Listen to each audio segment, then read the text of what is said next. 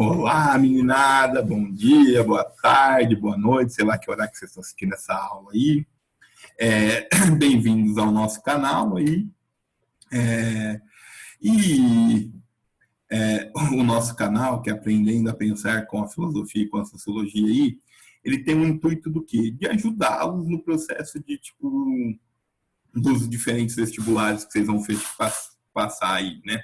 Vocês vão ter que enfrentar esse frio social cruel chamado vestibular aí que existe no Brasil, tudo bem? Aí está o nosso link aí, gostaria que vocês ajudassem a gente a divulgar aí, fazer tudo aquilo que é possível para que o canal vá ganhando cada vez mais adeptos. Vocês podem ver que a gente não tem muitos recursos, mas o que a gente solta é de qualidade. E aqui está o nosso e-mail, para caso alguém queira falar conosco aí, alguma coisa. Por que conosco? Porque sou eu, a Priscila e o professor Danilo que tocamos conjuntamente esse canal aí com vocês. E aí, começando, dando início aos nossos trabalhos aí, vamos começar a aula de hoje falando de uma parte aí dos conceitos do Marx, que vocês vão encontrar nesse catatal belíssimo aqui chamado O Capital, Crítica da Economia Política, e especificamente o que a gente vai tratar hoje na aula de hoje, o volume 1. Tá? Tudo bem, pessoal? Que é o volume aí mais lido, mais aceito e tudo mais, não vou entrar aqui nos detalhes dos diferentes volumes aí, mas foi o único volume editado pelo Marx em vida. Mas antes de a gente entrar aí nos conceitos da aula de hoje, eu queria ler um fragmento aí que eu acho belo aí e que muitas vezes é esquecido. Na Miséria da Filosofia, em que o Marx está criticando especialmente o Proudhon lá, o Marx vai falar o quê? A escravidão direta é um eixo da indústria burguesa. A escravidão direta é o eixo da indústria burguesa, assim como as máquinas, o crédito, etc. E ele vai continuar lá. Sem escravidão, não teríamos o algodão. Sem o algodão, não teríamos indústria moderna. Então, nota o que o Marx está chamando a atenção, que o capitalismo vai se alicerçar e vai surgir a partir de diferentes tipos de trabalho, e vai continuar lá. A escravidão deu valor às colônias. As colônias criaram o comércio universal. O comércio universal é a condição da grande indústria, ou seja, é a condição do capitalismo no seu forma mais envolvida, que é aquilo que o Marx estava vendo no momento que ele estava falando. Assim, a escravidão é uma categoria econômica da mais alta importância para ser discutida. Então, ele está chamando a atenção que as coisas estão interconectadas, esse processo de colonização que está tendo no mundo, e quando ele está escrevendo e tudo mais no final do século, do meio, do século XIX para frente, principalmente, que essas coisas estão interconectadas e que vão gerar esse mundo capitalista. E aí, pessoal, retomar com vocês rapidinho algumas coisas. A gente discutiu o trabalho, lá a professora Priscila discutiu com vocês os 4 elementos principais do trabalho e tudo mais. Depois ela passou para discutir do trabalho nas suas formas sociais, que é aquilo que vocês chamam de modo de produção. E na terceira aula eu discuti as 4 instâncias de alienação com vocês. Tudo bem? O trabalho, tal qual a professora discutiu, está no Capital, no livro 1 lá. O modo de produção vocês encontram especialmente no Grundrisse, ou no livro que foi compilado pelo Hobsbawm, nas formas de produção pré-capitalistas. Esse texto aí que vocês vão achar do Marx, está compilado com uma belíssima introdução do Eric Hobsbawm, que é um historiador. E a alienação, a gente discutiu principalmente o Manuscritos Econômicos Filosóficos do Marx. E na aula de hoje a gente vai voltar para o Capital, e é o Capital na veia aí que a gente vai discutir alguns elementos importantes aí. E nós vamos começar discutindo um elemento central, que é o capítulo 1 aqui do Capital, que diz respeito ao quê? Lógico, dentro da limitação do intuito que é vocês passarem nos vestibulares. Quando vocês lerem o Capital, se vocês lerem algum dia, o primeiro capítulo é justamente o quê? A mercadoria. E lá, nesse capítulo chamado A Mercadoria, o Marx vai falar assim, a mercadoria tem um duplo caráter. Qual que é o duplo caráter da mercadoria? Ela tem um valor de uso e um valor de troca. O que é o valor de uso? Para que serve uma mercadoria? O que é o valor de troca? O como, tipo, eu intercambio essa mercadoria com outras mercadorias. Como assim, professor? Não entendi nada, gordinho. Então, vamos lá. O que é o valor de uso, pessoal? O valor de uso é o para que serve. Para que serve a água? Tomar para se hidratar. Pá. Qual que é o valor de troca? Você vai lá comprar a garrafinha de água, paga 3 conto. R$3. Pronto, valor de troca. Então, nota, o valor de uso vai estar relacionado àquele valor do para que serve uma dada mercadoria. Então, por exemplo, a água, tomar, o lápis, escrever, a caneta, tipo, escrever, computador digitar, trabalhar, o caramba 4. Enquanto que o valor de troca vai ser um intercâmbio, vai ser tipo, eu intercambiar, ou vai se dar a partir do intercâmbio que eu vou estabelecer com essas mercadorias. E ele só vai ter um valor de troca se ele servir para alguma coisa. Então, por isso aí, esse duplo caráter aí das mercadorias aí, tudo bem, pessoal? Literalmente, ele vai falar assim, valor de uso é o quê? A utilidade de uma coisa faz dela o valor de uso. E, quando ele está falando do valor de troca, o que ele vai colocar? O valor de troca aparece inicialmente como uma relação quantitativa e a proporção na qual valores de uso de tipos de um tipo são trocados por valores de uso de outro tipo. Então, diferentes tipos de trabalho que geraram diferentes valores de uso, diferentes produtos, vão ser intercambiados, tudo bem? É isso que ele está falando aí. E aí, ele vai, depois de estabelecer uma discussão a respeito do que é valor. Se eu estou falando que produz valor de uso, o que é valor? Para o Marx, ele vai colocar a seguinte coisa: valor é tempo de trabalho abstrato socialmente necessário para a produção de uma mercadoria. Como assim, gordinho? Tempo de trabalho abstrato socialmente necessário para a produção de uma mercadoria. Então, nota, o valor para o Marx é gerado na produção. Por isso, e é calculável isso. Como? Por tempo de trabalho. Por que abstrato? O que significa esse elemento abstrato do trabalho aí? Significa justamente os diferentes tipos de trabalho que geram o mesmo produto, ou que geram produtos aí que vão ser intercambiados. Como assim, gordinho? Pensa, por exemplo, café sendo produzido, tipo, o mesmo tipo de café, aqui no nosso exemplo, sendo produzido com maquinário e sendo produzido com a mão. A mão que eu falo assim, com o trabalho manual, colheita manual. Nota, vamos supor que eles produzem o mesmo café, só que eles vão entrar no mercado para ser trocado, só que é o mesmo produto. E eu preciso, de alguma forma, igualar esses diferentes tipos de trabalho. Então, é por isso que ele chama a atenção desse caráter abstrato do trabalho. Socialmente necessário para a produção de uma mercadoria. O que é socialmente necessário? Então, o valor vai se dar numa dada relação social. O valor não é tipo inerente à mercadoria, ele se dá a partir das relações de troca que vão sendo estabelecidas dentro de uma dada sociedade. Isso é lindo, magnífico, né? Então, nota, pessoal, e ele vai chamar atenção para que o quê? Para que, tipo, o tempo socialmente necessário é o quê? Tempo de trabalho social, é aquele requerido para produzir um valor de uso qualquer sob condições normais. O que essas condições normais? São as tecnologias técnicas aplicadas por uma dada sociedade, num dado momento histórico. É isso que são as condições normais. Lógico, eu tenho momentos históricos diferentes, eu tenho, tipo, condições normais diferentes de produção para uma dada sociedade e com um grau social médio de destreza e intensidade do trabalho. O que é esse grau médio de destreza? São as técnicas utilizadas pelos trabalhadores, tipo, na execução de um dado trabalho. Tudo bem? E, lógico, a intensidade pelas quais essas técnicas aí estão, tipo, sendo desempenhadas e assim por diante. Então, é isso que ele está chamando a atenção, é isso que vai ser valor. Valor, tempo de trabalho abstrato, socialmente necessário para a produção de uma mercadoria. E é óbvio, eu posso ter mercadorias com valores diferentes. Pensa uma garrafinha de água no Brasil, vai ter um valor. Por quê? Porque a gente boia em água, temos a terceira maior reserva de água doce do mundo, a maior utilizada durante o ano inteiro. Por quê? Porque a Rússia e o Canadá, que tem mais água doce do que a gente, metade do ano as águas dos caras ficam congeladas. Lógico, aqui a água vai ter um valor. E no meio do deserto do Saara vai ter um outro valor essa garrafinha de água. Por que vai ter um outro valor? Pela lei da oferta e da procura? Nem fudendo, diz o Marx. Por que vai ter outro valor? Porque, tipo, no Brasil, você vai precisar de menos tempo de trabalho para produzir aquela mercadoria. No deserto do Saara, você vai precisar de mais tempo de trabalho para produzir aquela mercadoria. É lógico que daí aquela mercadoria vai ter um valor maior.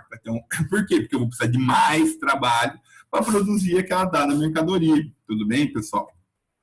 E aí, pessoal, a gente chega no conceito aí que todo ano cai em porra de vestibular para vocês aí, galera. Todo ano essa merda vai cair. Em algum vestibular isso aparece. Que é aquilo que o Marx vai chamar de mais valor ou mais valia, que normalmente ficou acostumado. As traduções antes do Marx apareciam como mais valia, mas mais valia não significa porra nenhuma, foi traduzido errado. O termo correto seria mais valor. E nós já vamos entender por quê. Por que é mais valor? Porque o trabalhador recebe menos, então ele produz mais valor do que ele recebe na forma de salário. É isso que o Marx vai desvendar, que está por trás de uma relação de assalariamento da sociedade capitalista contemporânea. Talvez aqui esteja a maior contribuição do Marx.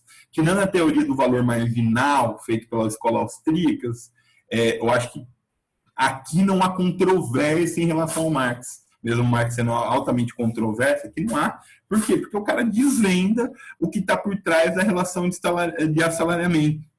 Então, o que é o mais valor? O valor produzido pelo trabalhador, que via de regra não vai voltar para ele na forma de trabalho.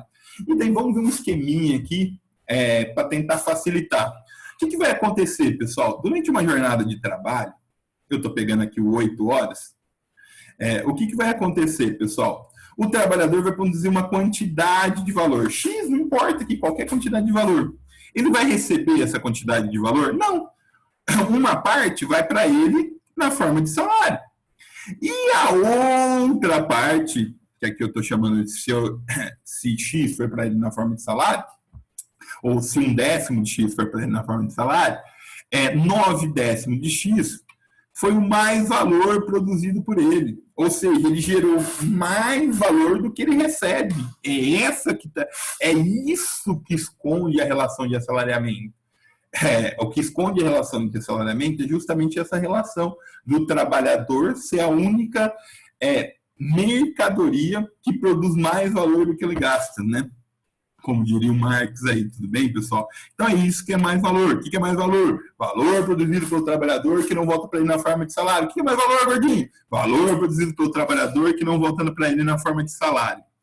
E aí, o Marx continua estudando essa questão. Ele falou assim, porra, como que os capitalistas aumentam essa forma de extração de mais valor? E daí ele vai chegar naquilo que ele chama de mais valor absoluto. O que é o mais valor absoluto, pessoal? É o estender, aumentar a quantidade de horas trabalhadas.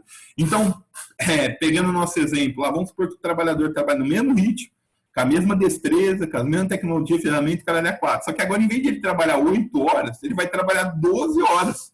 O que vai acontecer? Ele vai gerar uma quantidade de riqueza ainda maior, que vai ser apropriada, essa quantidade de riqueza maior, pelo capitalista. E a isso, o Marx chamou de mais valor absoluto. Vamos lá para o nosso esqueminha de novo. Então, toda vez que a gente fala do mais valor absoluto, o que está em jogo é o aumento na quantidade de horas trabalhadas. Pressupondo que o trabalhador está trabalhando no mesmo ritmo, na mesma intensidade, com a mesma tecnologia, o cara é 4.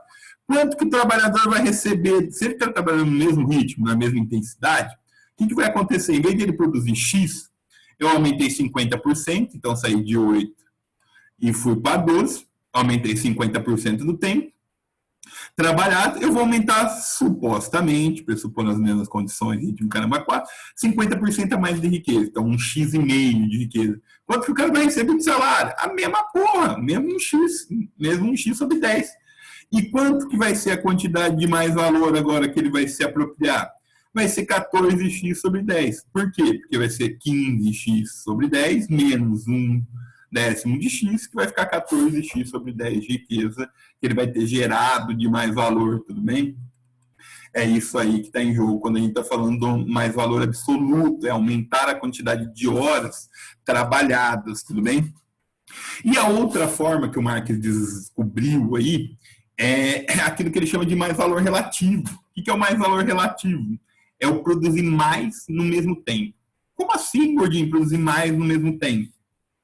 O que vai acontecer? Durante o século XIX, vai começar a chover é, greves de trabalhadores para que normatizar a jornada de trabalho. Por quê? O que acontecia até o século XIX? Toda vez que os capitalistas queriam aumentar a taxa de exploração, a quantidade de mais valor gerado, o que eles faziam? Faziam os trabalhadores trabalhar mais, até chegar nos absurdos de jornada de trabalho 16, 8 horas por dia.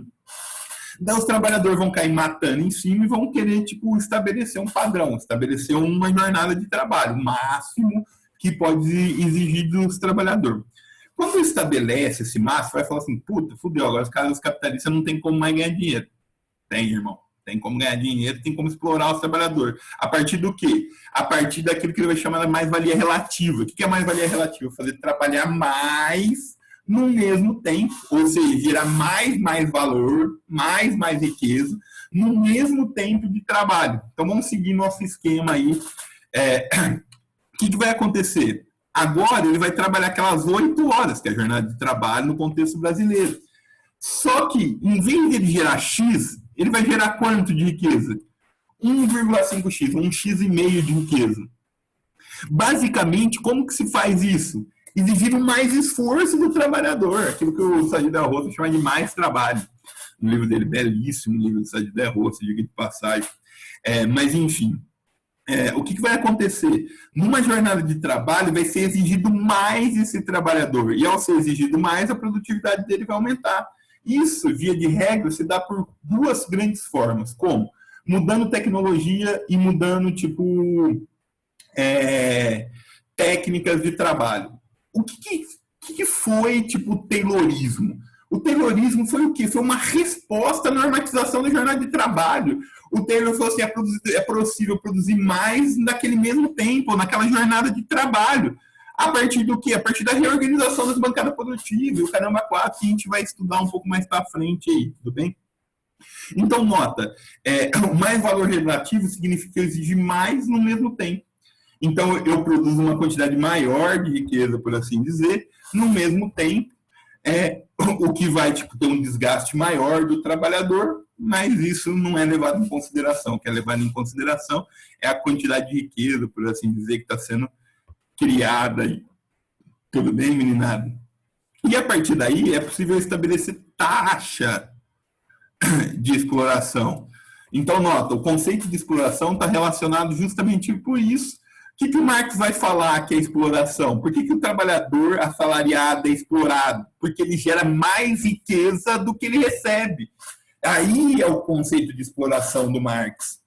Aí que ele desengata toda a sua discussão de exploração. Por que eu, Matheus, sou explorado? Porque eu gero mais riqueza para a escola que eu trabalho particular do que eu recebo na forma de salário. E aí vem aquilo que o Marx chama de escravidão moderna. Tudo bem, pessoal? E é lógico, se eu sei, o quanto de riqueza que eu gero, eu sei de quanto que eu recebo dessa riqueza, eu consigo extrair daí taxa de exploração, tudo bem? Eu consigo aí estabelecer a porcentagem percentual daquilo que foi estabelecido, tudo bem? E uma coisa que não podemos confundir aqui, que eu vivo brigando com meus alunos, é que vocês não podem confundir exploração com condição de trabalho. Como assim, professor, não pode confundir exploração com condição de trabalho? Se a exploração está relacionada à taxa de extração de mais valor e a mais-valia produzida, não necessariamente o trabalhador que tem a maior taxa de exploração tem a maior, tem as piores condições de trabalho. Por exemplo, um cortador de cana. Por que o cara recebe R$2.000? Porque ele produz salário. Porque ele produz mais que R$2.000 de riqueza na sua jornada de trabalho. E tem uma condição foda, ruim pra caralho de relação de trabalho, tudo bem? Então, boia fria lá, passa puta perrengue, fica no sol, por desgaste físico, caramba, 4, talvez uns serviços mais duros a ser executados aí. Pensa lá o programador da Google. O programador da Google, por que o cara recebe 100 mil de salário? Porque ele produz uma quantidade de riqueza muito maior. Então, em termos de taxa de exploração, às vezes a exploração do trabalhador da Google pode ser até maior. Ele pode produzir mais valor. Mas isso não significa que ele tenha piores condições de trabalho. E essa é uma confusão que a gente tem que desfazer aí. Então, não confundir, tipo, exploração com condições degradantes de trabalho aí. Eu sempre chamo atenção a isso aí para os meus alunos. E é óbvio, se vocês entenderam isso, galera, entender grande parte dos conceitos marxistas ali para frente é mamão com açúcar. Por que é mamão com açúcar? Por que o Marx fala que tipo, a sociedade está dividida em classes? Pensa lá, antagônicas, é isso que ele vai falar. Classes sociais antagônicas, ou seja, inconciliáveis. Pensa que é a exploração. O que os trabalhadores vão estar tentando fazer? Jogar isso aqui para cá. O que os capitalistas vão tentar fazer? Jogar isso aqui para cá. Isso é possível conciliar? Não. E é daí que, por exemplo, você pega as classes sociais dentro da sociedade capitalista. Quais são as classes principais? Existem outras, mas quais são as principais dessa sociedade capitalista? Os burgueses, a burguesia e o proletariado. O que é burguesia, pessoal? Não é o pequeno burguês, quando o Marx está falando que o dono do botequinho da esquina, caramba, cara. Ele está falando dos grandes burgueses. É isso que, via de regra, o Marx está falando, tudo bem? E como que eu posso definir, tipo, burguesia? Aí o Engels vai muito bem lá numa nota de rodapé que ele faz no manifesto do Partido Comunista. Ele fala assim, burguesia, donos dos meios de produção. O que é proletariado? Vendedores de força de trabalho, ou os assalariados dentro da sociedade capitalista. E aí eu posso entender o que são as classes sociais. Então, por classe, entende um fenômeno histórico no qual um conjunto de indivíduos se relaciona e compartilham as mesmas experiências. Então, os burgueses têm um tipo de experiência, os trabalhadores têm outro, e assim por diante. Medidas pelas relações de produção. Então, classe social está determinada nas relações reais, materiais, vividas. Não é uma ideia. Se dá, tipo, na relação concreta, nas relações de produção. Desse modo, podemos entender classes sociais pela posição que os indivíduos ocupam dentro de uma dada sociedade. Então, eu, Matheus, sou vendedor de força de trabalho. O Bill Gates, ele é comprador de força de trabalho, ocupando um lugar diferente nas relações de produção. E aí, essas classes vão sempre estar em luta. Por que vão estar em luta? Porque são grupos de indivíduos que não é possível conciliar esses interesses, tudo bem, meninada? E aí, tipo, o grande nó da sociedade capitalista. É possível ter um capitalismo mais, tipo, humanizado. Caramba! Não há humanização do capitalismo. Por quê? Porque os grupos sempre vão estar tensionando, os capitalistas vão estar em disputa entre eles também, e assim por diante, que eu não vou ter tempo de desenvolver todas essas categorias aqui nessa aula. Eu precisava desenvolver isso aí, tudo bem? E daí eu queria agradecer aí a vocês por mais esse tempo aí que vocês deram para nós.